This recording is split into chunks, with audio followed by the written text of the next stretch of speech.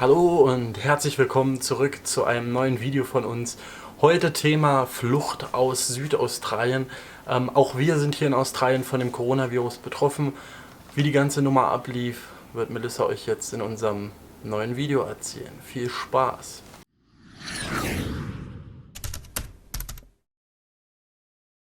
Ja, wie einige von euch vielleicht erfahren haben, die uns auf Instagram folgen, haben wir in South Australia auf einer Hühnerfarm gearbeitet, die wir sowieso verlassen wollten, weil wir anfangen wollten zu reisen. Wir haben bereits ein halbes Jahr dort gearbeitet und unser Plan war es gewesen, nach Western Australia zu reisen. Ja, und dann mussten wir die Farm 3 Tage früher verlassen als eigentlich geplant, da wir auch hier stark betroffen sind vom Coronavirus und wir gehört haben, dass die Staaten zumachen in Australien. Und somit haben wir dann von einem Tag auf den anderen unsere kompletten Sachen zusammengepackt, haben alles am nächsten Tag ins Auto gepackt und sind direkt losgefahren, ohne uns zu verabschieden von den ganzen Leuten, die wir sehr mochten, was sehr schade war. Jedoch konnten wir uns noch von unserer Chefin wenigstens verabschieden. Wir sind nämlich am Morgen noch kurz vorher zur Farm gefahren, wo wir nur unsere Chefin antreffen konnten. Und ja, haben der wenigstens noch Tschüss gesagt und ja, sind dann direkt losgefahren nach Western Australia. Und warum ausgerechnet Western Australia und nicht Victoria oder so? Erstens waren wir bereits schon in Victoria, weil wir dort in Melbourne angekommen sind und dann hatten wir vor, den Uhrzeigersinn um Australien zu umkreisen oder zu umrunden und deswegen Western Australia. Und noch dazu ist Western Australia ziemlich groß, fast die Hälfte von Australien. Und da kann man erstmal eine ziemlich lange Zeit reisen und würde erstmal 2-3 Monate auskommen, was wir zumindest dachten bis zu dem Zeitpunkt, was dann leider nicht der Fall war. Ja, und so sind wir dann direkt losgefahren nach Ceduna oder wie das heißt. Wir sind am ersten Tag 724 Kilometer gefahren und haben dann dort auf einem Campingplatz geschlafen. Eigentlich war es unser Plan, im Zelt zu schlafen, aber es hat geregnet und deswegen haben wir uns dann dort eine Kabine genommen, die nicht gerade sehr schön war. Ist auf jeden Fall nicht die beste. Es sah aus wie ein Gefängnis, dazu werden wir euch dann auch gleich nochmal was einblenden. Und ja, da haben wir unsere erste Nacht verbracht. Am zweiten Tag sind wir dann direkt weitergefahren nach Baladonia. Also erst einmal haben wir natürlich die Grenze überquert, was wir natürlich unbedingt schaffen wollten und dann auch glücklicherweise geschafft haben. Dann sind wir weitergefahren in Western Australia nach Baladonia. Das waren dann 984 Kilometer, die wir zurückgelegt haben am zweiten Tag. Und sind dann dort an einem Roadhouse angekommen und haben dort auf einem Campingplatz geschlafen. So, und am letzten Tag, also am dritten Tag, sind wir dann direkt durchgefahren nach Esperance. Also sind wir dann nochmal 422 Kilometer gefahren.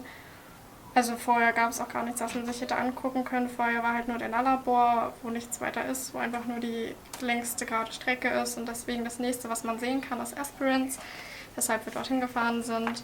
Und ja, dann hatten wir dann erstmal Probleme, einen Campingplatz zu finden, weil dadurch, dass alle noch über die Grenze wollten, haben natürlich alle erstmal in Esperance angehalten. Also die hatten den gleichen Plan wie wir und wollten dann alle da irgendwie unterkommen und schlafen. Weshalb wir mega Probleme hatten, Campingplatz zu finden. Und dann haben wir den teuersten Campingplatz bekommen, wo nur noch ein Powerplatz verfügbar war, also eine Power-Site. So mit Stromversorgung und sowas, was wir eigentlich nicht brauchen, aber naja. Und ja, dort haben wir dann 2 Nächte verbracht, weil ja, wir auch gar keinen weiteren Plan hatten. Und war auf jeden Fall ein richtig schöner Campingplatz mit grüner Fläche und Rasen. Und ja, genau.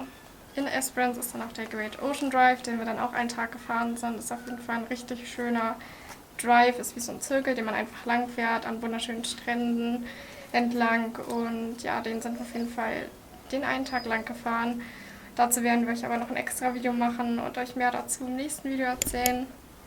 Jedenfalls sind wir dann am dritten Tag in Esperance in den Cap Legrand National Park gefahren, wo man übrigens schon vorher die Campingplätze buchen sollte, weil die immer sehr ausgebucht sind. Wir hatten auch das Glück, dass wir noch einen Campingplatz bekommen haben für eine Nacht. Und diese Nacht haben wir auch, oder den einen Tag haben wir auch gefilmt, wozu wir euch auch nochmal ein extra Video machen werden, was auch richtig schön war. Der Campingplatz war direkt am Strand. Genau. Bis uns dann die Nachricht erreicht hat, dass unser nächster Campingplatz, den wir auch schon gebucht hatten, storniert worden ist aufgrund des Coronavirus, weil nämlich auch die ganzen Regionen noch zumachen in Western Australia. Das heißt, es haben nicht nur die ganzen Staaten in Australien geschlossen, sondern auch noch die Regionen. Und somit ja, mussten wir uns dann überlegen, was machen wir.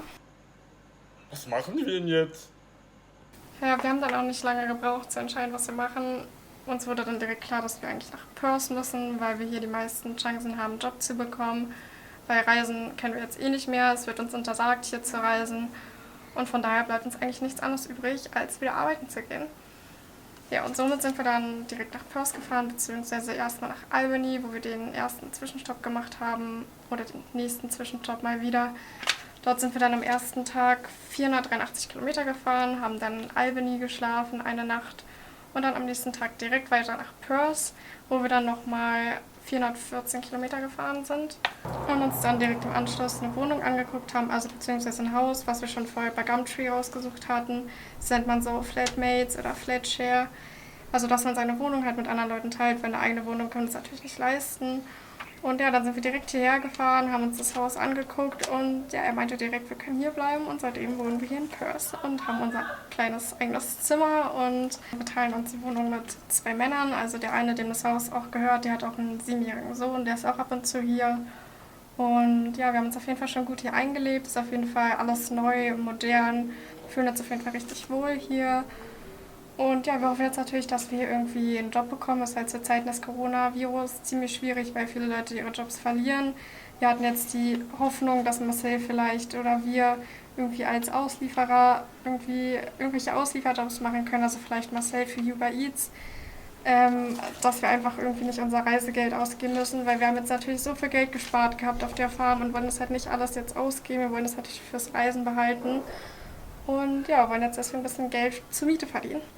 Ja, das war unser Update, und wenn ihr wissen wollt, wie es bei uns weitergeht, dann guckt gerne unsere nächsten Videos und verfolgt uns auch gerne bei Instagram auf our.travel.world. Und ja, wir sehen uns dann beim nächsten Mal.